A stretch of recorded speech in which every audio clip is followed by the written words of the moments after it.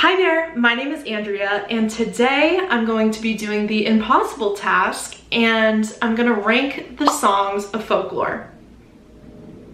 Maybe. If you're just coming across my channel, I love Taylor Swift, I love pop music, I love country music, I just love music. So if you're into that, be sure to give this video a thumbs up and subscribe. That would mean so much to me. I'm even wearing my Taylor shirt today. If you didn't know, you should know that Taylor Swift dropped her 8th studio album on Friday.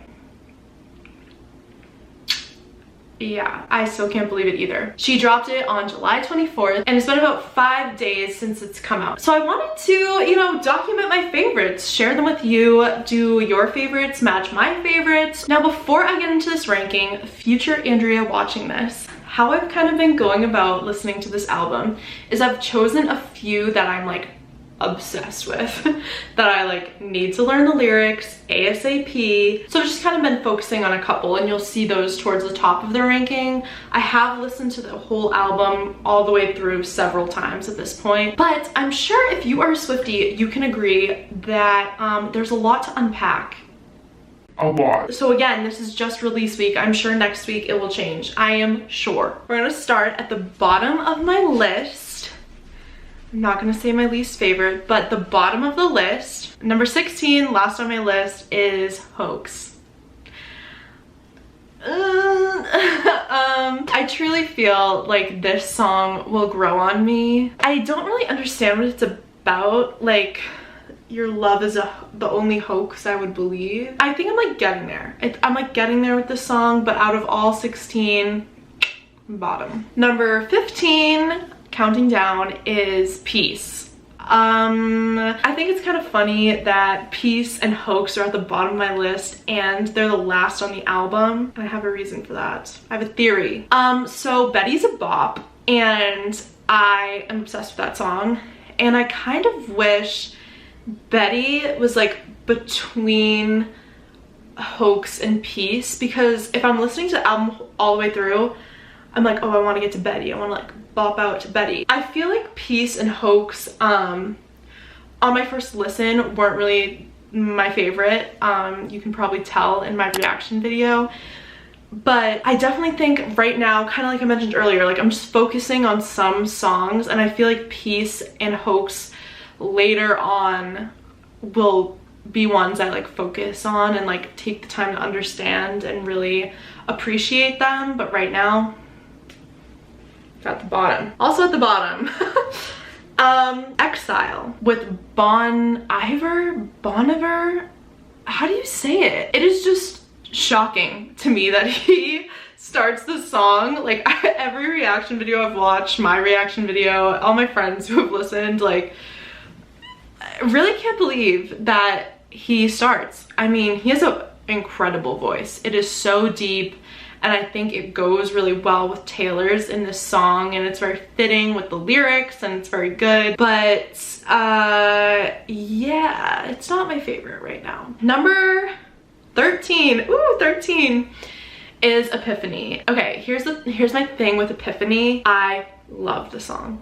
I think it is so beautiful and so well written, and although I love it so much, out of the 16 songs when I'm listening to the album, that is a really heavy song, and I sometimes feel like I need to be in the right mindset to listen to it and appreciate it and try not to cry to it. So yeah, that's why it's kind of ranked lower on my list, but I really appreciate that song and think it is absolutely wonderful. Number 12 is Illicit Affairs. I kind of feel like this is another song that I haven't really gotten to know yet, but I do like it. I like them all. I mean, what am I saying? I like them all. Kind of similar to my reasoning with Illicit Affairs is, on my ranking, number 11 is 7. I do like that it tells the story of childhood and youthfulness, but again, it's just not one that I've really taken the time to shake its hand, get to know it, say hi, how are ya? I'll get there though. Okay, we're moving into the top 10. My top 10's off Folklore. Number 10 is Cardigan. A lot of people love this song and are obsessed with this song, and props to you. Out of the three, the trilogy, the love triangle, whatever you want to call it, between Betty, James, and the other person. Of those three, Cardigan is my least favorite. I don't know, I don't really like click with it. I will say the music video, the more I watch it, the more I like it. Like, I think it is so beautiful. It is so symbolic. It is, every time I see that cardigan, I'm like, that's being shipped to my house as I speak. Yeah, Cardigan is my number 10. Number 9 on my ranking is This Is Me Trying. This Is Me Trying is just so real. Like, I feel like it's something everyone goes through and everyone can relate to. I just think it is like, oh, like, at least I'm trying. At least I am. So I really like that it is relatable in that sense. Number 8 is Invisible String. I think this song is just the cutest thing in the whole entire world.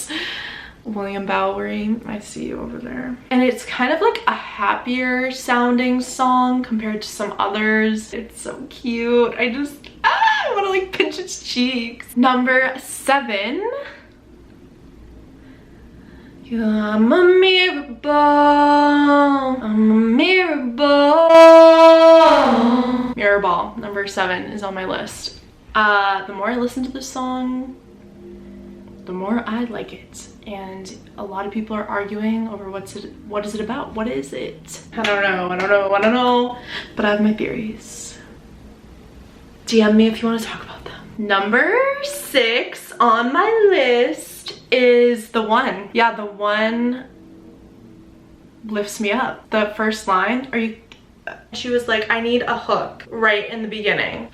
That first line is just so good. And it's kind of a more, I don't want to classify it as anything because I don't want to put anything in a box, but it's definitely a more poppier sound. It's kind of her like thinking about her past or telling a story about a person who's thinking about her past. We'll never really know, I guess. I just like the sound of it and the meaning. It just all makes sense to me. Number 5 is also song number 5, My Tears Ricochet. And I'm gonna share my theory in this video on that song. I think that is about her old record label. So if you didn't know that, go take a listen, your mind will be blown. I think it is just the most poised, most mature, most beautiful way to conclude a feud. Because I don't know where I saw this, or if someone told me it, or if I thought of it on my own. My thoughts are really all over the place lately. But, you know, Teardrops on My Guitar, My Tears Ricochet, hello. I cannot speak highly enough about